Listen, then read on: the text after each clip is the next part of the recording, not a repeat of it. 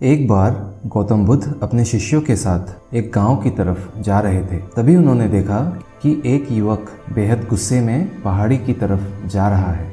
बुद्ध उसे देखते ही समझ गए कि या तो ये किसी की हत्या करने जा रहा है या फिर खुद आत्महत्या करने। वो युवक जैसे ही पहाड़ी से कूदने जा रहा था, गौतम बुद्ध ने तुरंत उसका हाथ पकड़कर उसे खींच लिया। ये देख उस युवक ने कहा, आप मेरा हाथ छोड़ दें, ये मेरा जीवन है, मैं जो चाहे उसके साथ करूं, आप मुझे नहीं रोकेंगे। बुद्ध ने कहा, ठीक है, जाओ, तुम दोबारा से कूद जाना, लेकिन पहले 10 मिनट रुक जाओ। 10-12 बार लंबी सांसें लो और अपनी हथेलियों को खोल दो, उसके बाद ही मैं तुम्हें दोबारा आत्महत्या करने दूंगा, उससे पहले नहीं। युवक आश्चर्य में पड़कर बोला, आप मुझे बेकार ही इतना परेशान कर रहे हैं, मैं पहले से ही इतना परेशान हूँ, लेकिन अगर आप कहते हैं तो ठीक है, मैं 10-12 बार लंबी सांसें ले लेता हूँ, अपनी हथेलियाँ खोल देता हूँ, उसके बाद आप मुझे आत्महत्या करने से नहीं रोकेंगे। उस युवक ने अपनी आंखें बंद की, 10 बार लंबी सांसें ली और अपनी हथेलियों को खोला, फिर धीरे धीरे अपनी आंखें खोली। फिर बुद्ध ने कहा कि ठीक है, अब तुम जा सकते हो। वह युवक पहाड़ी की तरफ गया। उस युवक ने पहाड़ी के नीचे देखा और देखते ही पीछे हट गया। वह युवक वापस जाकर गौतम बुद्ध से बोला, आप कौन हैं? आपसे तेजस्वी व्यक्ति मैंने आज तक नहीं देखा। अभी मेरे साथ क्या हुआ है, क्या आप मुझे समझा सकते हैं? कुछ वक्त पहले मैं इस पहाड़ी से कूद जाता, लेकिन अब एक भय उत्पन्न हो गया है। बुद्ध मुस्कुराए और बोले, जब तुम पहाड़ी से कूदने वाले थे तब तुम्हारे अंदर क्रोध था। क्रोध सोचने समझने की शक्ति को नष्ट कर देता है। हमारी बुद्धि क्रोध करते समय काम करना बंद कर देती है। उस समय तुम वो कर जाते हो जो तुम्हारे लिए सही नहीं है। उस समय तुम क्रोधित थे, तुम्हारा मन एक जगह नहीं था। उस समय तुम खुद को खत्म कर देना चाहते थे, लेकिन जैसे ही तुमने अपनी आंखें बंद की और लंबी सांसें ली, अपनी हथेलियों को खोला, तब तुम्हारा दिमाग और मन दोनों शांत हो गया और तुम्हारी नकारात्मक ऊर्जा सकारात्मक ऊर्जा में बदल गई, जिसके कारण तुम्हारी बुद्धि को नियंत्रण प्राप्त हुआ और तुम सही निर्णय लेने में सक्षम हो सके। युवक बोला, आप कौन हैं? बुद्ध ने कहा, ये जगत के लोग मुझे बुद्ध कहते हैं। युवक बुद्ध के चरणों में गिर गया और बोला कि हे महात्मा बुद्ध, आप मुझे अपनी शरण में शामिल कर लें। मैं तो अपने पिता को सबक सिखाना चाहता था, इसीलिए आत्महत्या करने जा रहा था। बुद्ध ने कहा कि आत्महत्या करके कोई इस शरीर के साथ कुछ भी नहीं कर सकता। जब तक हमारे पास ये शरीर है, हम कुछ भी कर सकते हैं, लेकिन यदि ये शरीर नहीं होगा तो हम कुछ भी नहीं कर सकते। युवक कहता है, आप सही कहते हैं हे बुद्ध, लेकिन आप नहीं जानते, मेरे माता पिता ने मुझे बहुत अपमानित किया है। मेरे माता पिता मुझे हर वक्त टोकते हैं। बचपन में वे मुझसे बहुत प्रेम करते थे। उसके बाद उन्होंने मुझे शिक्षा प्राप्त करने के लिए गुरुकुल भेज दिया। मैं हमेशा सोचता था कि गहन अध्ययन करके उनका नाम रोशन करूंगा और ये देख वे बेहद खुश होंगे। जब मैं शिक्षा पूरी कर वापस आया, तब मैंने अपने पिता को बताया कि मैंने सारे शास्त्र, वेद, उपनिषद कंठस्थ कर लिया है और मुझसे बड़ा ज्ञानी कोई नहीं है। तब वे खुश होने की जगह मुझसे कहते हैं कि अपने आप को ज़्यादा ज्ञानी होने के भ्रम में मत डालो, ना ही खुद में अहंकार लाओ। मैं तो अपने माता पिता को यह दिखाना चाहता था कि मैंने कितना गहन अध्ययन किया है। मैं बड़े बड़े शास्त्रार्थ में जाने लगा, सभी मेरे ज्ञान से प्रभावित होने लगे, सभी ने मुझे महान ज्ञाता माना, लेकिन ये सारी बातें मेरे माता पिता ने नहीं मानी। वो मेरे शास्त्रार्थ में बीच में पहुंच जाते और मेरे बताए गए ज्ञान में कुछ न कुछ कमी निकालते और सबके आगे मुझे अपमानित करते। वह मेरे साथ रहने वाले मित्रों को भी अपमानित करते थे, यह कहकर कि वह मेरा जीवन बर्बाद कर देंगे, लेकिन मेरे मित्र मेरा साथ देते थे, मेरे ज्ञान की प्रशंसा करते थे। मैं समझ नहीं पा रहा था कि मेरे माता पिता ऐसा क्यों कर रहे हैं। तब मेरे मित्रों ने मुझसे कहा, क्योंकि तुम्हारे माता पिता तुम्हारे जितना ज्ञान अर्जित नहीं कर सके, इसीलिए वे तुम्हारे ज्ञान को समझ नहीं सक रहे हैं। एक दिन मेरे उपलब्धियों के कारण मेरे मित्रों ने मुझे मदिरापान कराया। यह बात मेरे माता पिता को पता चली। तभी वे मुझे ढूंढते ढूंढते वहाँ पहुँच गए और वहाँ सबके सामने थप्पड़ मार दिया। मुझे बहुत अपमान महसूस हुआ। तब मैंने तय किया, मुझे मेरे माता पिता को सबक सिखाना है और मैं यहाँ आत्महत्या करने आ गया, क्योंकि एक पिता के लिए इससे बड़ा सबक क्या होगा कि उसका बेटा इस दुनिया में ही ना रहे। जब वे अपने बेटे की अर्थी को उठाएंगे तब उन्हें एहसास होगा कि उन्होंने क्या गलती की है। बुद्ध ने उस युवक की सारी ही बातें सुनी। फिर वे मुस्कुराते हुए बोले, मुझे तुम एक बात बताओ, जो ज्ञान तुम्हें आत्महत्या करने के लिए प्रेरित करे तो वो ज्ञान किस काम का, वो ज्ञान कहाँ से अच्छा हुआ जो तुम्हें एक गलत काम करने से नहीं रोक सका। युवक ने कहा, आप सही कहते हैं हे बुद्ध, अब मैं खुद अज्ञानी सा महसूस कर रहा हूँ। आप मुझे अपने शरण में ले लें, मैं आपसे ज्ञान प्राप्त करना चाहता हूँ। बुद्ध ने कहा, तुम मेरे साथ 4 दिन तक रहना और उसके बाद अपने पिता के घर जाना। अपने पिता के घर तुम मध्यरात्रि के बाद जाना और बिना किसी हलचल के चुपचाप भीतर जाना, तब तुम्हें जीवन का सबसे पहला ज्ञान मिलेगा। वो युवक 4 दिनों तक तो गौतम बुद्ध के पास रहा और उसके बाद 5वें दिन पिता के पास चला गया। जब मध्यरात्रि वह अपने घर पहुंचा तो उसने देखा कि उसकी माता बिस्तर पर बहुत बीमार पड़ी है। उसकी माता युवक के पिता से कहती है कि तुम्हारी सख्ती के कारण ही आज मेरा बेटा मुझसे दूर है। अगर तुम इतने सख्त नहीं होते तो वो आज घर छोड़कर नहीं जाता। वो युवक अपने माता पिता की बातें सुन रहा था। वो देखता है कि जिनकी आंख में आज तक आंसू नहीं देखे थे, आज वह आंखें नम हैं। युवक के पिता ने कहा कि मैं अपने बेटे को दुख नहीं देना चाहता था, बस उसके अंदर अहंकार ना आए उसे दूर करता था। तभी उसके अंदर की कमियों को वहां जाकर बताता था, ताकि मुझे सुन कोई और भी उसकी कमियों को बता सके और उसे अपने ज्ञान पर घमंड ना हो, क्योंकि व्यक्ति का अहंकार ही उसे हमेशा ले डूबता है। लेकिन उस भीड़ में मेरे सिवा कोई नहीं होता था जो उसको उसकी गलतियों के बारे में बता सके। तब मैंने तय किया कि मैं उसे उसकी गलतियों से अवगत कराऊंगा, लेकिन वो मेरी ना सुनकर हमेशा अपने मित्रों की ही सुनता था। और एक दिन जब उसने मदिरापान की तब मेरा दिल बहुत दुखा और तब मुझे लगा कि शायद मेरी परवरिश में कोई कमी थी। मैं ही अच्छा पिता नहीं बन सका जो मेरे बेटे ने ऐसा किया। लेकिन तुम चिंता मत करो, मैं उसे कहीं से भी ढूंढ कर ले आऊँगा। जितना प्रेम तुम उससे करती हो उससे ज़्यादा मैं उससे करता हूँ। युवक की माता कहती है कि मैंने उसे हर जगह ढूंढा लेकिन वो कहीं नहीं मिला।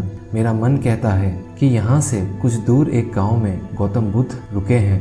मेरा बेटा जरूर वहीं होगा, तुम उसे वहाँ जाकर देखो। ये सारी बातें युवक वहीं खड़ा होकर सुन रहा था। उसकी आंखों से आंसू बह रहे थे। वह चुपचाप वहाँ से चला गया और गौतम बुद्ध के पास पहुँचा और गौतम बुद्ध से बोला, हे बुद्ध, अगर आपने मुझे उस दिन आत्महत्या करने से नहीं रोका होता तो मुझसे कितना बड़ा पाप हो जाता। बुद्ध ने युवक से कहा, इस जीवन की सबसे बड़ी गलती आत्महत्या करना है।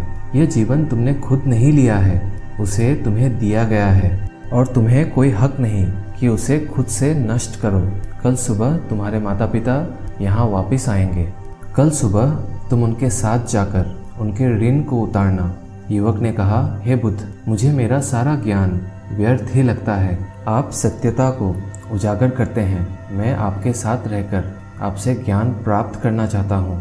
मुझे अपने संघ में शामिल कर लें। बुद्ध ने कहा, कल सुबह जब तुम्हारे माता पिता आएंगे तब तुम उनसे बातचीत करना और उनसे आज्ञा लेना, और तब तुम्हें लगे कि तुम्हें ज्ञान की प्राप्ति की ज़रूरत है तो संघ के दरवाजे सभी के लिए खुले रहते हैं। मित्रों, आपने ये कहानी से क्या ज्ञान अर्जित किया, हमें कमेंट करके ज़रूर बताइएगा। धन्यवाद। दोस्तों, अगर हमारा मन खाली हो जाए तो हम उसमें कुछ ऐसी चीज़ डाल सकते हैं, कुछ ऐसे विचार डाल सकते हैं जिससे हम अपनी मन की बकबक को शांत कर सकते हैं। जो विचारों का सैलाब हमारे मन में चलता रहता है उन्हें हम बहुत अच्छी तरह रोक सकते हैं। और दोस्तों, अगर एक बार मन की बकबक रुक जाए तो फिर हम मन से जो चाहे वो करवा सकते हैं। इसीलिए अगर आप मन की बकबक को शांत करवाना चाहते हो तो इस कहानी को आखिर तक जरूर सुनिएगा। एक नगर की बात है। उस नगर में एक नौजवान युवक रहता था। उसका नाम विकास था। उसे एक समस्या थी और उसकी समस्या यह थी कि उसका मन हर समय भटकते रहता था। उसके मन में हर समय कोई ना कोई नकारात्मक विचार चलते रहते थे। उसके मन की बकबक कभी शांत नहीं होती थी। वो जब भी कुछ सोच कर करता तो कुछ अलग ही कर देता। कभी वो अपने अतीत के बारे में सोचकर पछताता था कि काश मैंने उस काम को, उस समय को कुछ ऐसा कर दिया होता, उस काम को वैसा कर दिया होता। या फिर वो अपने भविष्य के बारे में सोचता रहता और डरता रहता कि कहीं भविष्य में ऐसा हो गया तो क्या होगा, कहीं मैं असफल हो गया तो क्या होगा, अगर मुझसे कोई गलती हो गई तो लोग मेरा मजाक उड़ाना शुरू कर देंगे। और ऐसे ही कई सारे नकारात्मक और असफलता से भरे विचार उसके मन में आते रहते थे। विकास हमेशा ही अपने विचारों में खोया रहता। वह अपने विचारों से मुक्ति पाना चाहता था। विकास चाहता था कि उसके मन में कोई भी फालतू विचार कभी भी ना आए, लेकिन हर समय विचारों का सैलाब उसके मन में उठता ही रहता। इसीलिए जीवन में वो बहुत परेशान हो गया था। फिर एक दिन उसे किसी ने बताया कि यहाँ पास के ही जंगल में एक बौद्ध भिक्षु रहते हैं, उसके पास जाओ, वो तुम्हारी मानसिक समस्या का समाधान अवश्य कर देंगे। ये सुनकर विकास तुरंत ही बौद्ध भिक्षु के पास चला जाता है और अपनी सारी समस्या उन्हें बताता है। बौद्ध भिक्षु भी विकास की बातों को बड़े ही ध्यान से सुन लेते हैं और उससे कहते हैं कि तुम मुझसे क्या जानना चाहते हो। ये सुनकर विकास कहता है, हे गुरुदेव, मैं अपने मन को शांत व खाली करना चाहता हूँ। मैं आपसे ये जानना चाहता हूँ कि मन को खाली व शांत कैसे करते हैं। मेरा मन हर वक्त विचारों से भरा रहता है। मेरा ध्यान एक जगह लग ही नहीं पाता है, जिसके कारण मेरे हर काम में समस्या आ जाती है। मैं एक चीज़ करता हूँ तो नकारात्मक विचारों के कारण दूसरी चीज़ पर पहुँच जाता हूँ। मेरा मन एक जगह ठहरता ही नहीं है और यूं ही हर दिन मेरे मन में हजारों विचार चलते रहते हैं। और ये कब होता है, क्यों होता है, मुझे कुछ पता नहीं चलता। बहुत देर बाद मुझे एहसास होता है कि मैं क्या करने बैठा था और मैं क्या कर रहा हूँ। गुरुदेव, मैं अपने मन को विचारों से खाली कर देना चाहता हूँ। मैं चाहता हूँ कि मेरे मन में एक भी विचार ना आए। जब मैं चाहूँ तभी मेरे मन में विचार आए। फिर बौद्ध भिक्षु ने कहा, किसी समस्या का समाधान तभी निकाला जाता है जब हम उस समस्या की जड़ तक पहुँच जाते हैं, समस्या को ठीक से समझते हैं और जानते हैं। आगे बौद्ध भिक्षु कहते हैं, जिस मन को तुम खाली करना चाहते हो, क्या तुमने उस मन को कभी भी थोड़ा बहुत भी समझा है, जाना है? ये सुनकर विकास ने कहा कि महाराज, मैंने अपने मन को जानने की बहुत कोशिश की है, लेकिन मैं जितना इसके बारे में जानता हूँ, मेरा मन उतना ही रहस्यमय हो जाता है। फिर बौद्ध भिक्षु ने उस युवक को एक घड़ा देते हुए कहा कि जाओ, इस घड़े में छोटे छोटे पत्थर भरकर लेकर आओ। फिर वो युवक वहाँ से गया और छोटे छोटे पत्थर भरकर लेकर आया और उस घड़े को बौद्ध भिक्षु के पास रख दिया। फिर बौद्ध भिक्षु ने उस युवक से कहा कि इस घड़े को तुम अपना मन समझो और इस घड़े में भरे पत्थरों को अपने विचार समझो। अब इस घड़े में और पत्थर डालो। उस युवक ने घड़े में और पत्थर डालना शुरू किया। क्योंकि घड़ा पहले से भरा हुआ था, एक दो पत्थर डालने के बाद बाकी सारे पत्थर नीचे गिरने लगे। फिर बौद्ध भिक्षु ने उस युवक से कहा, रुको ज़रा, ध्यान से देखो। अब घड़े में पत्थर नहीं आ रहे हैं, बल्कि पत्थर नीचे गिर रहे हैं, क्योंकि ये एक घड़ा है। जो इसमें आ सकता था वो आ गया। अब इसमें और पत्थर नहीं आएंगे। अगर दूसरे पत्थर डालने हैं तो पहले वाले पत्थरों को निकालना होगा। ये सुनकर उस युवक ने कहा, गुरुदेव, मैं आपकी बात समझ गया हूँ कि आप मुझे क्या बताना चाहते हैं। हमें अपने मन को विचारों से ही खाली कर देना चाहिए। विकास की ये बात सुनकर बौद्ध भिक्षु मुस्कुराने लगे और कहा, पहले मेरी पूरी बात तो सुन लो, उसके बाद मन को खाली कर लेना। फिर बौद्ध भिक्षु ने उस युवक को कहा कि हमारा मन एक घड़े के बिल्कुल उल्टा है, क्योंकि घड़े को तुम पत्थरों से भर सकते हो, लेकिन मन को विचारों से नहीं भर पाओगे, क्योंकि मन तो हमेशा खाली रहता है। ये सुनकर उस युवक ने कहा, गुरुदेव, मुझे आपकी बातें कुछ समझ नहीं आ रही है। मन अगर खाली रहता है तो फिर हम उसे खाली करना क्यों चाहते हैं? फिर मन को खाली करने की क्या ही आवश्यकता है? फिर बौद्ध भिक्षु ने उससे कहा कि इस घड़े से एक एक करके पत्थरों को बाहर निकालो। विकास ने वैसा ही किया। वह घड़े में से एक एक करके पूरे पत्थरों को बाहर निकालता रहा और ऐसा करते करते अंततः घड़ा खाली हो गया। फिर बौद्ध भिक्षु ने उस युवक से कहा, देखा तुमने, जब एक एक करके तुमने पत्थरों को बाहर निकाला तो ये घड़ा खाली हो गया। अब तुम इस घड़े में कोई भी पत्थर डाल सकते हो, दूसरे पत्थर डाल सकते हो, या फिर उन्हीं पत्थरों को दोबारा डाल सकते हो। आधा भर सकते हो या फिर पूरा भी भर सकते हो। फिर वह युवक कहता है, गुरुदेव, मैं भी तो यही कह रहा हूँ कि मुझे अपने मन को खाली करना है, ये तो एक पत्थर है, इसे आसानी से निकाला जा सकता है और घड़े को खाली किया जा सकता है, लेकिन गुरुदेव मैं अपने मन को खाली कैसे करूं? फिर बौद्ध भिक्षु ने कहा, इस घड़े में एक पत्थर डालो और 2 पत्थर निकालो। ये सुनकर उस युवक ने कहा, गुरुदेव ये कैसे हो सकता है? जब इस घड़े में एक पत्थर होगा तो एक ही पत्थर निकलेगा, 2 कैसे निकलेंगे? फिर बौद्ध भिक्षु ने उससे कहा, ऐसा नहीं हो सकता है तो ऐसा ही करो कि इस घड़े में 2 पत्थर डालो और 4 निकालो। विकास ने कहा, महाराज ऐसा कैसे हो सकता है? ये कोई चमत्कारिक घड़ा तो है नहीं कि 1 डालो तो 2 निकल आएंगे, 2 डालो तो 4 निकल आएंगे। यह सुनकर बौद्ध भिक्षु ने कहा, यह घड़ा तो चमत्कारिक नहीं है, लेकिन तुम्हारा मन तो चमत्कारिक है। उसमें से अगर तुम एक विचार बाहर निकालते हो तो उसके साथ 2 विचार आते हैं, और जब तुम उन 2 विचारों को पकड़ते हो तो उसके साथ 4 विचार निकलते हैं, और फिर ऐसा करते करते विचारों की एक लंबी श्रृंखला बन जाती है, और फिर तुम कहीं नहीं रुकते, एक के बाद एक विचारों को पकड़ते जाते हो। यह मिट्टी का घड़ा तो पत्थरों से भर जाएगा, लेकिन तुम्हारा मन कभी नहीं भरता, वो हमेशा खाली है, लेकिन वह खाली नहीं करता। ये इस मन की माया है कि सब कुछ है लेकिन फिर भी कुछ नहीं। फिर उस युवक ने कहा, गुरुदेव मैं आपकी बात समझ रहा हूँ, लेकिन क्या मैं हमेशा अपने विचारों के जाल में ही फंसा रहूँगा? क्या मन के इस मायाजाल से निकलने का कोई रास्ता नहीं है? फिर बौद्ध भिक्षु ने कहा, इस मिट्टी के घड़े में आधे पत्थर भर दो। फिर उस युवक ने ऐसा ही किया। फिर बौद्ध भिक्षु ने कहा, अब इन पत्थरों में से कोई एक पत्थर चुनो और उस पत्थर की एक छोटी सी मूर्ति बनाकर मुझे दे दो। मैं जानता हूँ कि तुम एक अच्छे कलाकार हो। विकास ने एक पत्थर निकाला और उस पत्थर को बौद्ध भिक्षु के सामने ही तराशने लगा। पत्थर को तराशते वक्त उसे लगा कि ये पत्थर अच्छा नहीं है। फिर उसने दूसरा पत्थर घड़े से निकाला, लेकिन उसे वो पत्थर भी पसंद नहीं आया। फिर उसने तीसरा पत्थर निकाला, लेकिन वो तीसरा पत्थर भी उसे पसंद नहीं आया, उसका रंग अच्छा नहीं था। ऐसा करते करते उस युवक ने सारे ही पत्थरों को बाहर निकाल दिया। उस युवक को ऐसा करते हुए बौद्ध भिक्षु बड़े ही ध्यान से देख रहे थे। फिर बौद्ध भिक्षु ने उससे कहा कि जो तुमने सबसे पहले पत्थर निकाला था, उस पत्थर को ये समझकर तराशो कि इसके बाद तुम्हारे पास कोई और पत्थर नहीं है और ये एक ही पत्थर तुम्हारे पास है। फिर उस युवक ने जैसा गुरुदेव ने कहा उसी एक पत्थर को लेकर तराशना शुरू किया और उसने उस पत्थर से एक बहुत ही सुंदर मूर्ति बनाई और बौद्ध भिक्षु को भेंट की।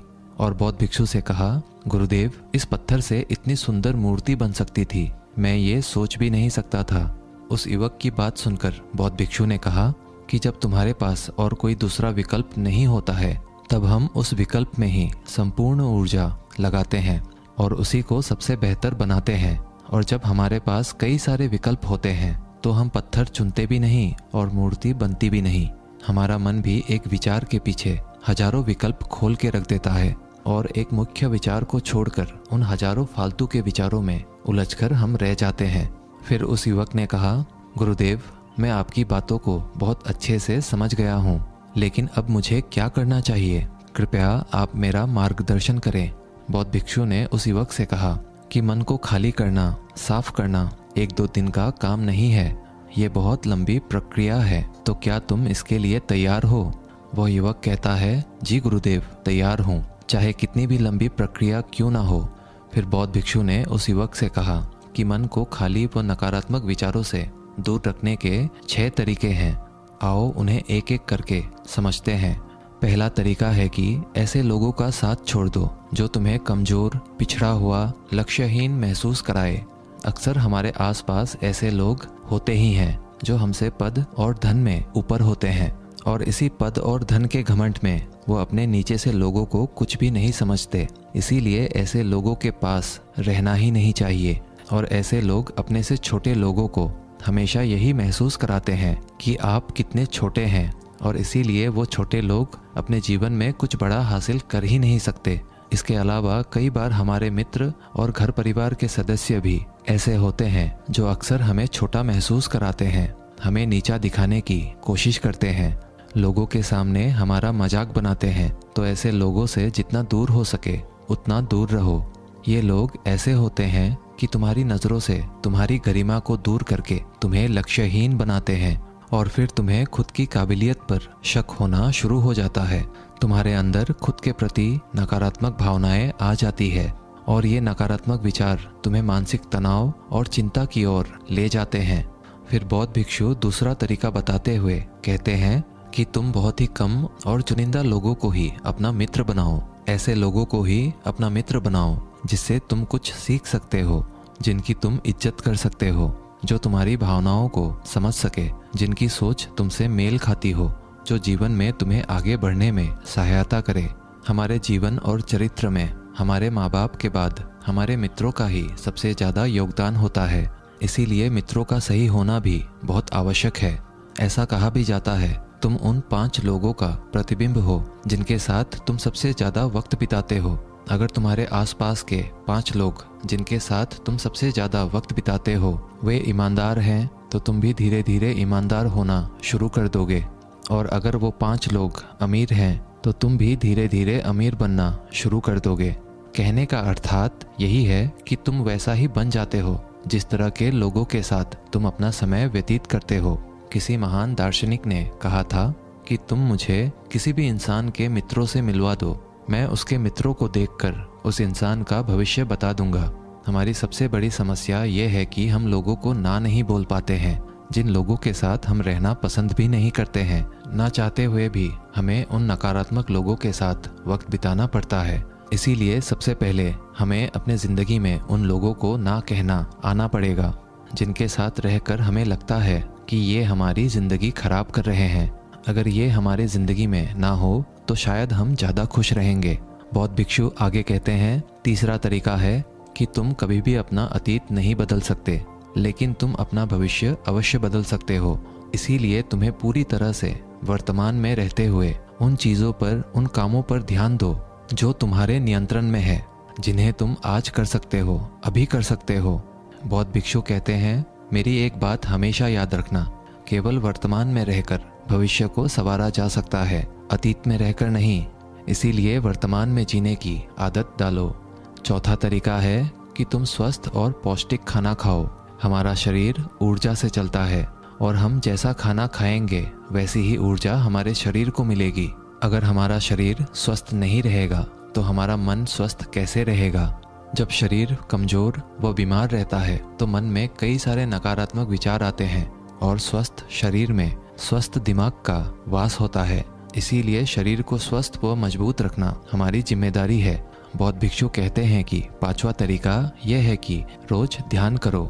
ध्यान करने का सबसे उपयुक्त समय सुबह या फिर रात को सोने से पहले होता है, लेकिन अगर तुम्हें ध्यान में गहरा जाना है तो सबसे उपयुक्त समय रात का ही होता है।